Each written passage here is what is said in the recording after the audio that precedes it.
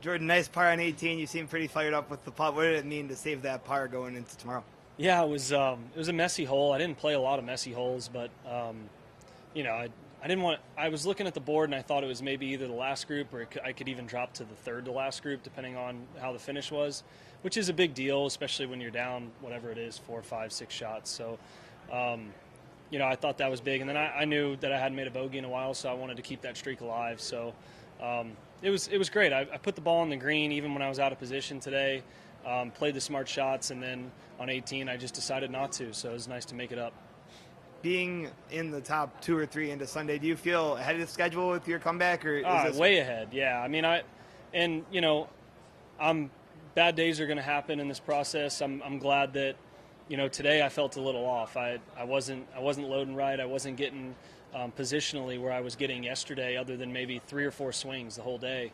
And to be able to shoot around a score like this where the pins were, and they were a lot harder today. So to be able to do that with not my best stuff makes me feel even better, because it takes a little bit of pressure off, maybe trying to be perfect and coming back. So it's a long road ahead. This is certainly ahead of schedule for this week. I've had a good history here, so we'll see how I continue to progress on other courses. But tomorrow I'm going to have to hit more fairways, because I'm going to have to hit it closer to try to catch Thomas. 16 and 17, did you think you had both of those? I thought 16 was low, and then with about 4 feet to go, like it never started breaking. I'm like, well, that actually might catch the right edge, but I actually thought it was low pretty much the whole time. And then what was 17? 17 was kind of long. I was glad to be on the green with a decent look on 17 from hitting that bunker. So I was pretty off the tee today, and I made it work, and I hit some important drives in the fairway. But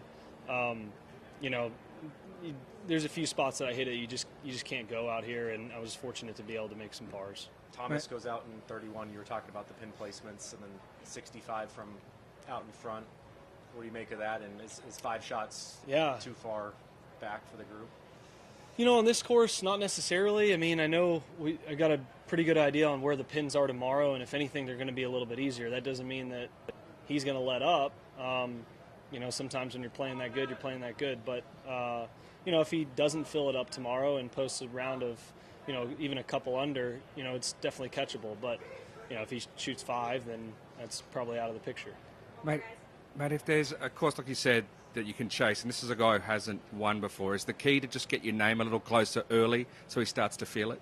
Yeah, I think trying to make up shots through 9 holes is big.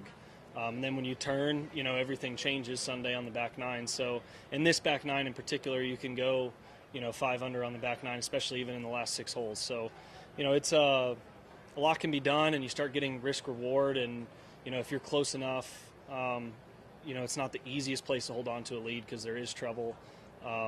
But if you're trying to chase, there are birdies. So he's going to have to be in that mindset of chasing a number, and everybody else is going to have to be in a mindset of trying to shoot as slow as they can.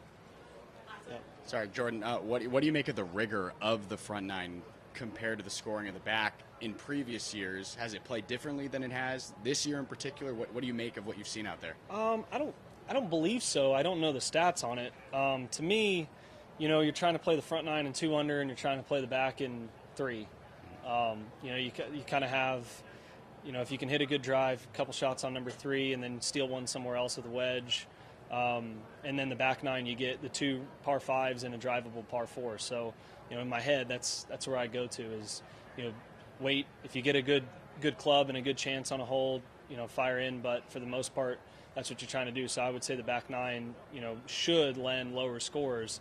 But it also, you see 30 on the back, but you can see 40 on the back, and you're not really going to see, 30 or 40 on the front. They're going to be more towards par, I think.